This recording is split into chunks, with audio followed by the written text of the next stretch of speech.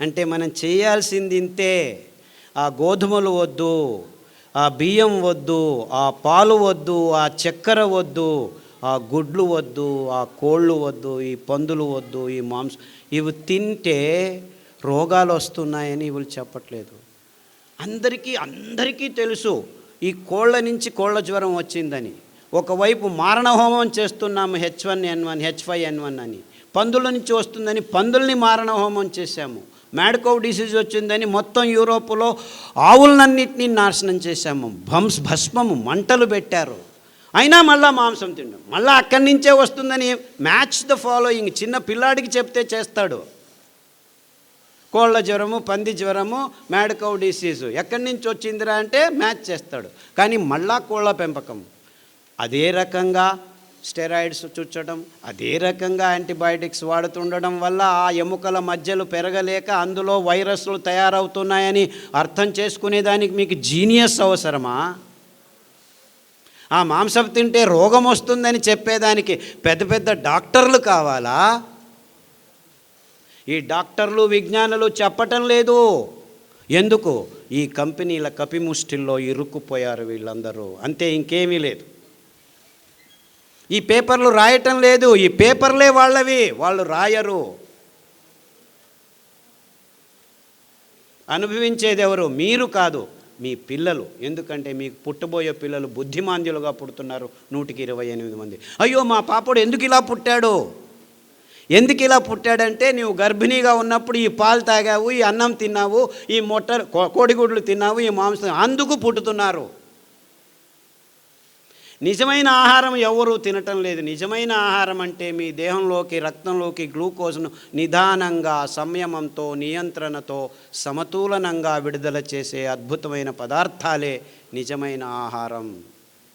అంటే పీచు పదార్థం, పిష్ట పదార్థం రెండుకి సమన్వయ రచన ఉన్న, అంతర్లీనమై సంక్లిష్టంగా, సంకీర్ణంగా అమర్చబడిన ఈ అద్భుతమైన చిరుధాన్యాలే, తృణధాన్యాలే మొత్తం మానవ జాతికి ఆరోగ్య సోపానాలు. ఇంకేమీ లేదు.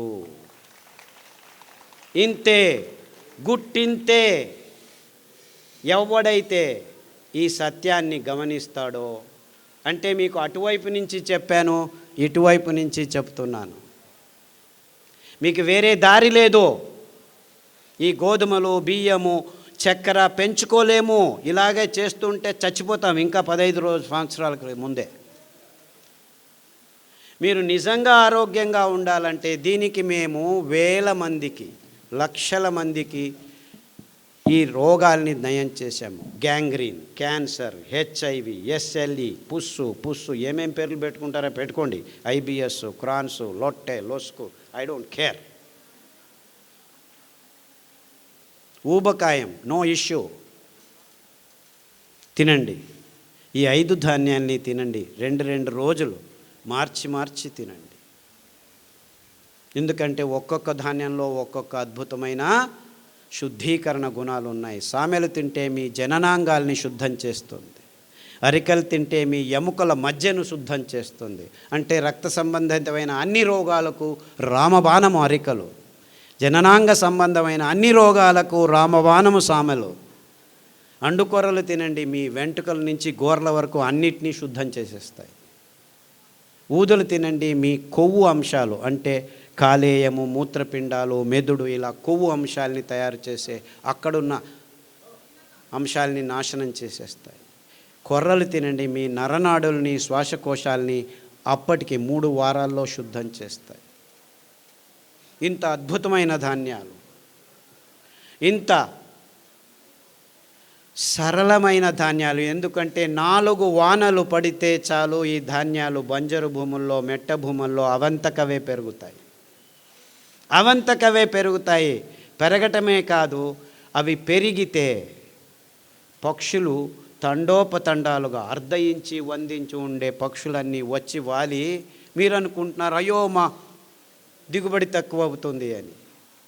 అవి తినది 4 గింజలైతే 4 పిక్కలు వేసిపోతాయి. ఆ వేసిన పిక్కలు మీ భూమిని 30 సంవత్సరాల్లో మీరు ఫర్టిలైజ్ చేసుకోలేరు.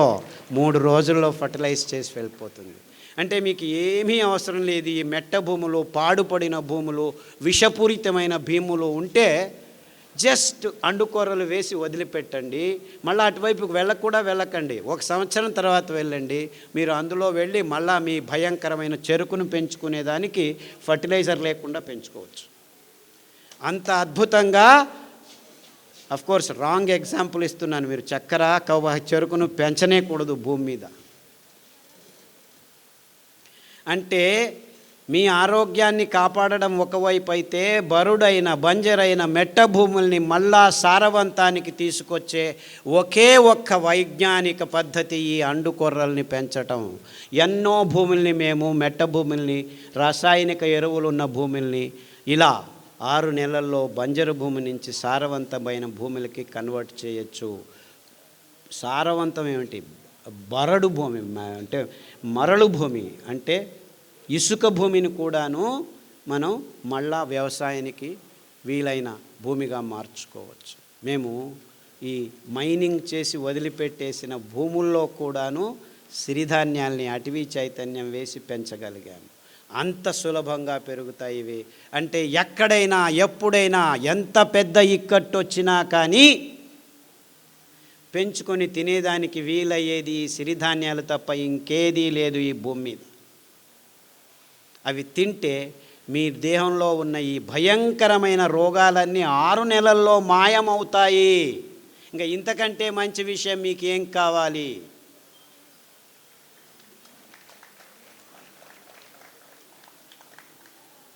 చప్పట్లు చట్టాల్సిన పని లేదు. I know you are all very serious. చాలా గంభీరంగా ఆలోచిస్తున్నారని నాకు అర్థమవుతుంది. నిజమైన గంభీరమైన విషయం ఇది. మన ఆరోగ్యం చెడిపోయింది, మన భూమి తలలిల్లాడుతుంది, బరడు మన కోసం కరువులు కాచుకొని ఉన్నాయి, అతివృష్టి అనావృష్టి ఆల్రెడీ సృష్టించాము, ఇంకా దారి లేదు. We're not going to suffer, we're suffering. ఇంకా తలకు పోవట్లేదు. మనమంతా ఇంకా వెంట్రుకలకు పెయింట్లు వేసుకొని వాళ్ళకి కర్మ, ఆ సినిమా వాళ్ళకి టీవీ వాళ్ళకి కర్మ, మీకెందుకు? మీరందరూ పూసుకుంటున్నారు.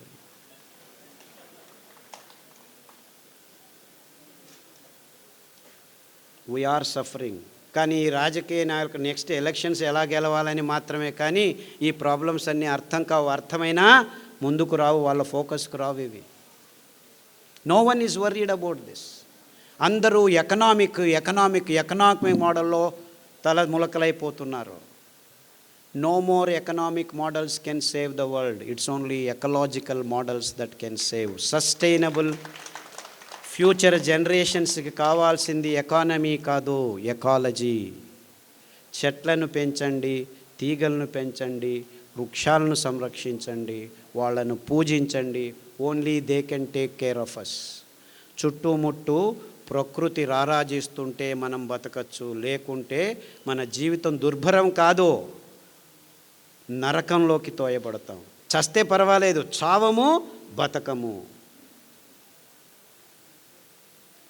మీరు చస్తే పర్వాలేదు, మీ పిల్లలు పుట్టబోయే పిల్లలను చంపబోతున్నారు మీరు. గమనించండి. అన్నిటికీ అతి సులభమైన పరిహారం, సరళమైన పరిహారం. దీనికోసం మీరందరూ రేపటి నుంచే, అయినో నేనేం కలలు కనట్లేదు, రేపు కాఫీ తాగటం ఆపు చేస్తారా? లేదు. Takes time. I'm very practical person. మీరందరూ సంకల్పం చేయండి. బియ్యం వదిలేయాలి, గోధుమలు వదిలేయాలి, కాఫీలు తాగకూడదు, టీలు తాగకూడదు అని పద్ధతులు ఉన్నాయి, ట్రిక్స్ ఉన్నాయి, ప్రకృతిలో పదార్థాలు ఉన్నాయి. మీరు ఆ సంకల్పం ఒకటే కావాలి. ఇప్పుడు కాకపోతే రేపు, రేపు కాకపోతే మర్నాడు కాకపోతే 6 నెలలకు మీకు ఆరోగ్యం వస్తుంది. దారి ఉంది, రెడీ చేశాము. గడిచిన 20 సంవత్సరాల్లో ప్రతి ఒక్క అంశాన్ని క్షుణ్ణంగా పరిశీలించి, ఏ హంగామా లేకుండా, ఏ అంటూ లేకుండా, ఈ పారామీటరు ఆ పారామీటరు ఎవ్వరికి ఏమీ లేదు. కావాల్సింది అందరికీ ఆరోగ్యం. అది అమెరికా వాడైనా, ఇండియా వాడైనా, ముస్లిం అయినా, బ్రాహ్మణుడైనా, ఆర్ఎస్ఎస్ అయినా, కమ్యూనిస్ట్ అయినా, న్యూజిలాండ్ అయినా, చివరికి అండర్ వరల్డ్ డాన్లైనా అందరికీ అదే రోగం. 100 మంది ఎండి ఎంఎస్ డాక్టర్లను తీసుకొస్తే 28 మందికి డయాబెటీస్ ఉంది. 100 మంది స్వామీజీలను తీసుకురండి, 28 మందికి డయాబెటీస్ ఉంది. 100 మంది చీఫ్ మినిస్టర్లు అంటే ఎలాగో అనుకోండి వాళ్ళకు ఉంది. 100 మంది అటెండర్లు ఆ లిఫ్ట్ అటెండ్ చేస్తారు, వాళ్ళకు 28 మందికి డయాబెటీస్ ఉంది. అంటే ఈ డాక్టర్లు ఏం చేస్తారు, లైఫ్ స్టైల్ డిసీజ్ అంటారు. అందరి లైఫ్ స్టైల్ ఒకటేనా? కాదు. ఇవన్నిటినీ ఆలోచించాలి మనం. అంటే మనల్ని బూటకంలో వేసేసారు, మాయ చేస్తున్నారు. గంభీరంగా ఆలోచించండి. మీకు ఎవ్వరు ఏమీ సహాయం చేసేదానికి ఇక్కడ రెడీ లేరు. డబ్బులు చేసుకునేదానికి అన్ని సరంజామాలు చేసుకొని కూర్చున్నాం మేము. No one is going to help you. It's you who will help yourself. అంటే నీ నోట్లోకి పోతున్న ప్రతి ముద్ద, ప్రతి చుక్క మీ ఆరోగ్యాన్ని నిర్ణయిస్తుంది, మీకు పుట్టబోయే పిల్లల భవిష్యత్తును నిర్ణయిస్తుంది. అంటే గర్భిణీలు అంటే కాబోయే తల్లులు తండ్రులు మీ ఆరోగ్యాన్ని సరిగ్గా ఉంటే ఈ బుద్ధిమాంద్య పిల్లలు పుట్టరు, వాళ్ళకు వచ్చే రోగాల్ని మీరు ఆపు చేయవచ్చు. అంటే మీకు పిల్లలు కావాలంటే ముందే ఆలోచించండి. Stop for 1 minute, think what am I doing. బుద్ధిమాంద్య మొక్కలను పుట్టించుకున్న తర్వాత జీవితాంతం కష్టపడాల్సిన పని లేదు. 2 సంవత్సరాలు జాగ్రత్తగా ఆలోచించి మంచి ఆరోగ్యకరమైన పిల్లల్ని పుట్టించుకోండి. And it is possible. It is 100% possible. In fact, 100 diabetic patients రండి, 100 diabetic patients నేను చెప్పిన భోజనాన్ని చేయండి, నేను చెప్పిన కషాయాలు తాగండి, 100కి 100 మందికి బాగవుతుంది. 3 వారాలు మీరు ఎక్కడా పోకుండా ఇదైనే చేయండి. అందరికీ HbA1c 1 కాకపోతే 2 కాకపోతే 3 యూనిట్లు తక్కువ అవుతుంది. గ్యారంటీ నాది.